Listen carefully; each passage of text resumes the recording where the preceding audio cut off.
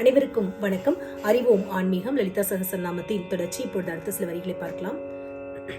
அமிர்தாதி மகாசக்தி சம்ருதா அப்படின்னு சொல்றோம். இதுல என்னன்னா, அம்பாள் பல வகையான மகா சக்திகளால சூழப்பட்டிருக்கின்றாள். அமிர்தா, கர்ஷினி, இந்திராணி, ஈசானி, உமா, ஊர்த்வகேசி அப்படின்னு மகாசக்திகளால அம்பாள் சூழப்பட்டிருக்கின்றாள். அதான் அந்த வரியில சொல்றோம். அமிர்தாதி மகாசக்தி சம்ருதா. டாகினீஸ்வரி அப்படிங்கிறோம். அதாவது அம்பாள் தெற்கு திசையை நோக்கி இருக்கின்றாள், அதனால டாகினீஸ்வரி அப்படின்னு சொல்றோம். அநாகதாப்ஜ நிலையா அப்படின்னு சொல்றோம். அதாவது 12 இதழ்களை கொண்ட தாமரைக்கு நடுவுல இருக்கக்கூடியவள், அதனால அநாகதாப்ஜ நிலையா அப்படின்னு சொல்றோம்.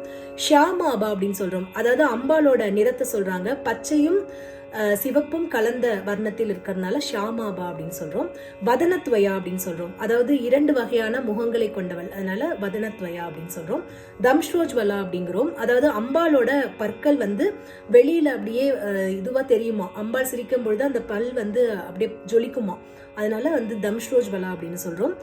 ருத்ர சம்ஸ்திதா அப்படிங்கிறோம். அதாவது அம்பாள் அந்த ரத்த வர்ணத்தை உடையவள், அதனால ருத்ர சம்ஸ்திதா அப்படின்னு சொல்றோம்.